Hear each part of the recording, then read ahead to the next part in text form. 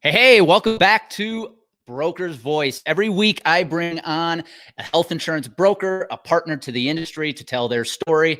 The whole purpose of the Broker's Voice is to just shine the light on great people doing great things. But before I get there, I do want to make a quick plug for our sponsor, my guy, Steve, over at XY Web Solutions and Agency Annex. Listen, if you are a health insurance broker right now, you got a website, hey, my website could probably use a little upgrade. It could use a little tweaking. It could use a little bringing it into the 21st century, or in our case, the 20th century. You need to connect with Steve and his guys at the Agency Annex. They do my website. I couldn't be happier. Listen, when you've got a website that talks right to your prospect and it tells their story instead of you telling yours, your website becomes that extra salesperson you've never had. In fact, I have put Steve's email address, Steve at XY Web Solutions. Get a hold of him today. Connect with his team, tweak, upgrade that website, because you need to have a website that talks right to your prospect. All right, get it done today. Okay, back to Broker's Voice. I'm excited today to bring on a friend of mine, a guy that I've admired in the industry for several years, young man who is out just crushing it.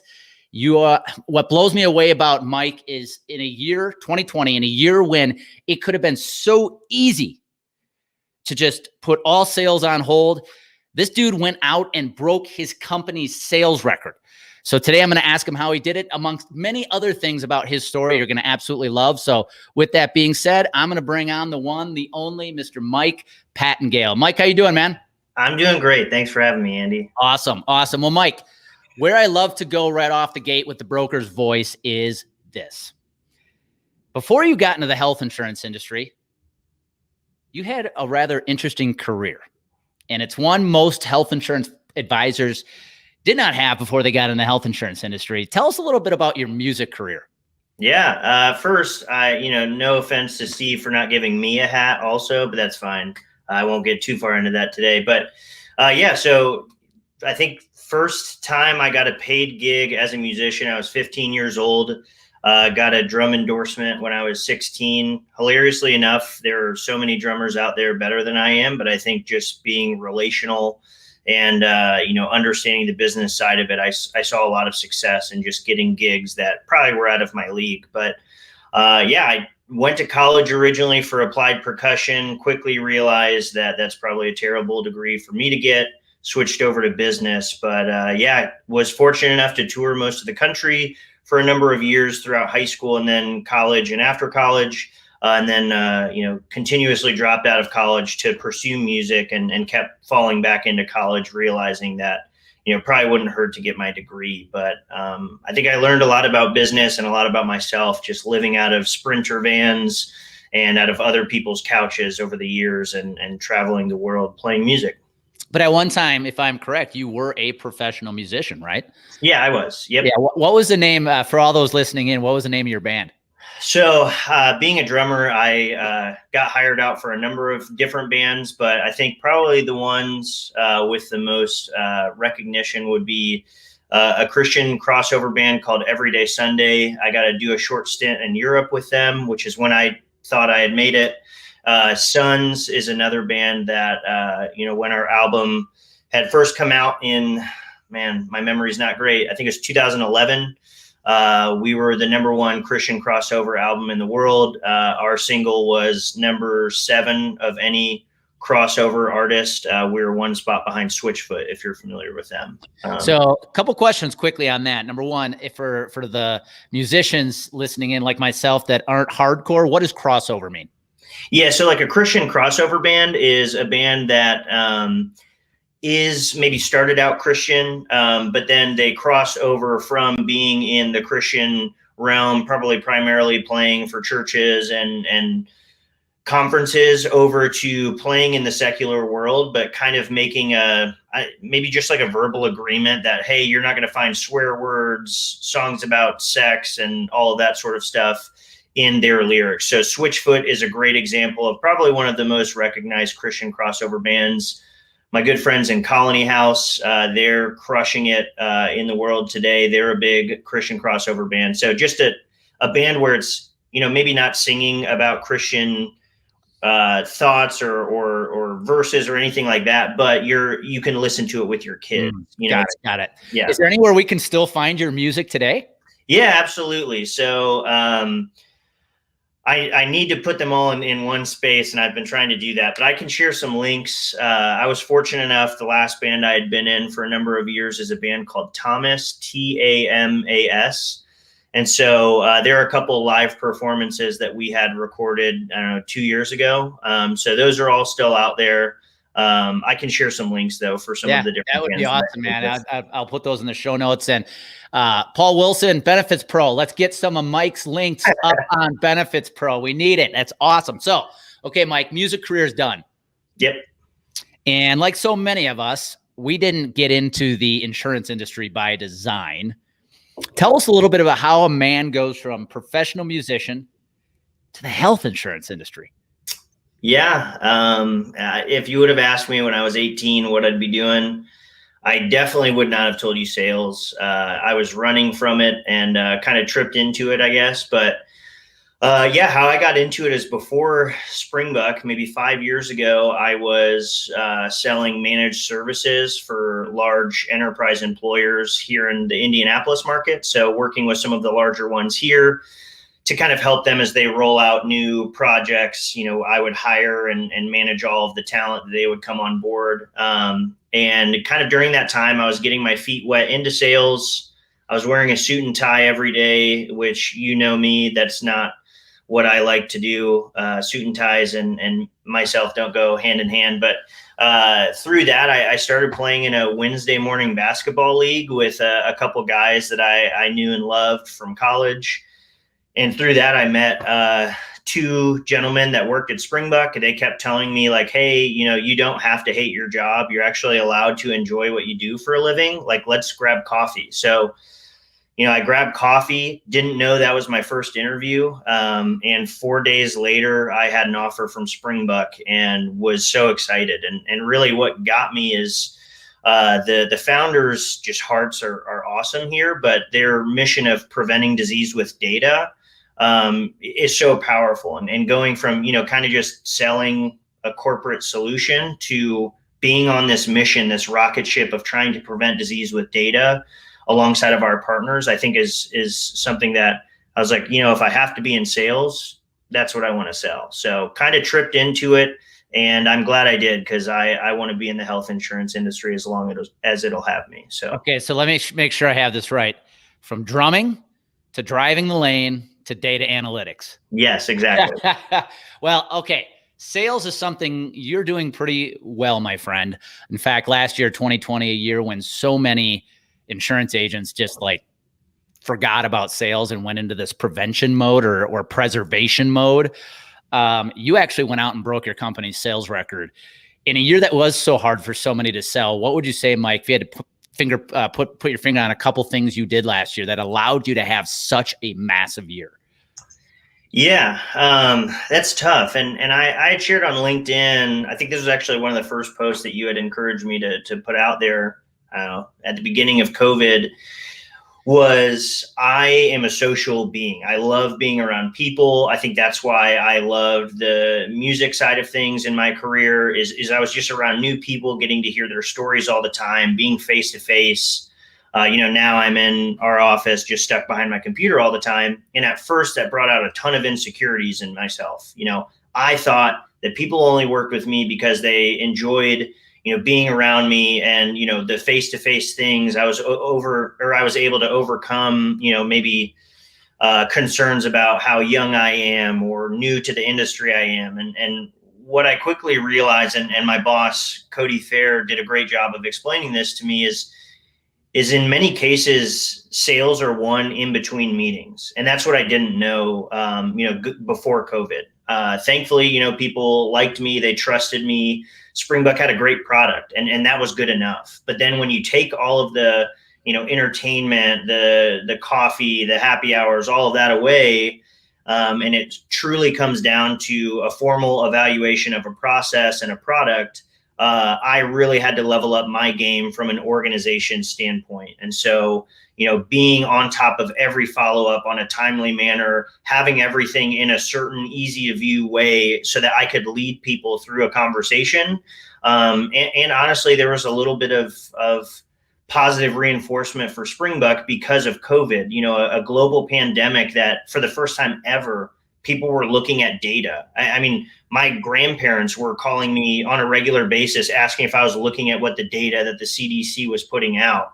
And, before COVID, they never knew what I did for a living. And now, I was able to use that. And I think that kind of sparked some genuine interest. But overall, I think what I can attribute last year's success to is, on top of Springbuk's product and some of the strides that they had made, was the organization and time I put in place in between each of my meetings. My follow-ups were immaculate. They were done in a timely manner. And then, just finding different ways to still make it personal, even though we were in a remote world. That's so well said, Mike, because it reminds me of somebody I follow a lot, Ryan Serhant. If anybody's watched the $1 Million Listing New York series, Ryan's one of the real estate agents there who has built a massive empire. And in his book, Sell It Like Serhant, he talks about his whole fortune was built in the follow-up and the follow-back. And he makes sure he does that every single day. Follow up with new prospects or new buyers, and always follow back with previous buyers or those who haven't bought yet. So you are absolutely right. The fortune is in the follow-up, and it's also about getting creative on how you do follow up. You can't just send one email after another, one phone call after another. You got to get creative once in a while. Now, one thing I love too, your social media content. If anybody hasn't, you're listening in, check Mike Pattengale out. You don't post often, but when you post, it's usually a very thoughtful, well-drafted piece of content. So thank you for doing that. Thank you for sharing that. That's awesome. Let's talk about data, my man. You said you had your grandparents calling you through the pandemic because their grandson has access to data. Everybody wanted health data at that time. And I think for so many health insurance brokers out there, they think if you're one data platform, you're like every other data platform out there. What would you say makes Springbuk different? And what should brokers be looking for when it comes to accessing good health insurance data analytics? Yeah, great question. My job is to go on and on for hours about, I think, what makes us different. But to kind of shorten that, I think historically and in the market, what folks have been doing is just looking in the rearview mirror. And so they're always being reactive to what's going on. They're seeing, hey, we had a lot of folks who had a chronic condition and they were not compliant with that. And they ended up costing our plan probably $400,000 more than they should have. But that's too late. And so you hope that maybe you could put plans in place and the exact same problem would happen again. But that's tough to do. So I think with Springbuk and even where the market's going is using these predictive analytics and financial forecasts to understand, hey, this is what's happening now. But if we don't change anything, this is what's going to happen in the next 12 months. So how can we use this data and use the past as the best indicator of what's going to happen in the future? So one way we say it is you can use the past to really interact and engage to prevent things in the future. So I think what separates us is there are these technologies out there that we're using everywhere, in the way we stream TV shows and movies, in the way that we listen to music, and it's suggesting what to listen to next or what movies we might like the most because we watched other movies. These technologies like machine learning and artificial intelligence have existed for years. But when it comes to healthcare, most of the technology we use hasn't been changed since 1988. People are in these massive legacy solutions. It's really complex to understand anything within the data. And so they just kind of leave that up to maybe the carriers or the TPAs to tell them what to do.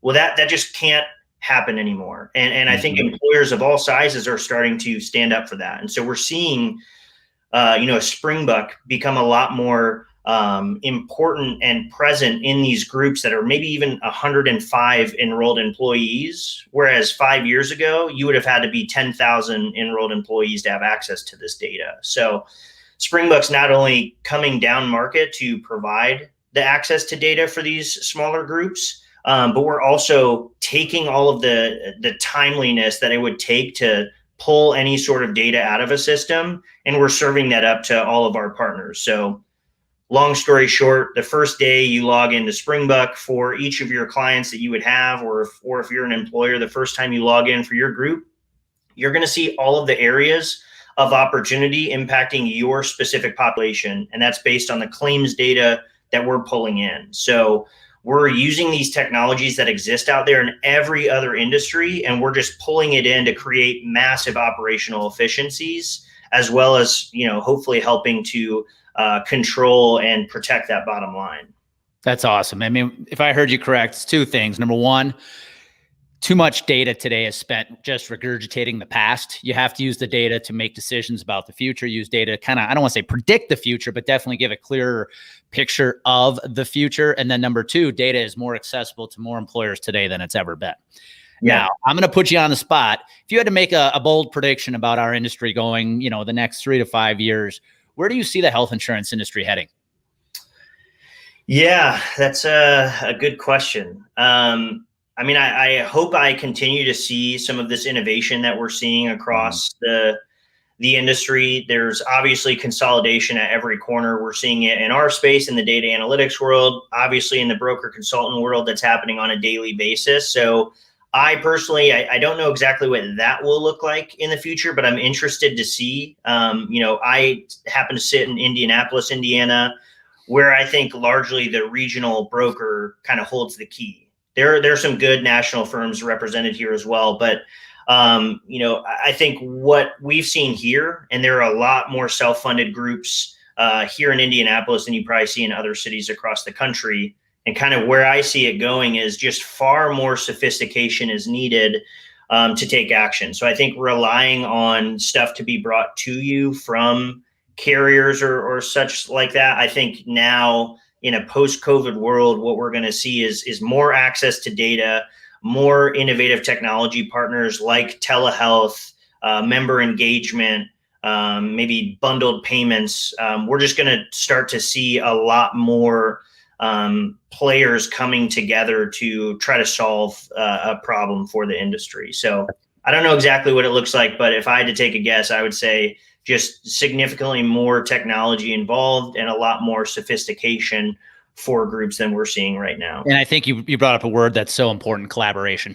Nothing's going to happen to move this industry forward unless more advisors, more partners come together and collaborate. So well said. Well, Mike, to wrap this up, if there's an advisor listening in that has groups that they know they need better access to data to help them create the right strategies so they can contain costs, they can build better health plans, what is the best way to get a hold of you? Yeah, absolutely. A couple ways. So LinkedIn, I monitor that probably too frequently, but you can always message me there. You can also email me at mpattengale@springbuk.com. So if you go to perfect. That's way easier than me. So, his email's right there. I would say those are probably the two best ways to get a hold of me. Well, awesome. Well, Mike, I want to thank you for your time today, for jumping on. Love the story about the music world. Definitely send me those links. I want to put the links in the show notes so people can listen to your music. And if you're listening in, what Mike just said, take to heart, whether it's the fact he broke his company's sales record in a year when nobody is selling. Listen to what he did. It's in the follow-up. It's in the follow-back. And then when it comes to health insurance data for your clients, not all data is the same. You need to be using data. Yes, look at the past, but you need to be using it so you can create a better future for your clients. So one last time, Mike, thank you. Yeah, thanks for having me. And if you're listening in, remember, when clarity and confidence collide, massive action happens. Go make it happen today.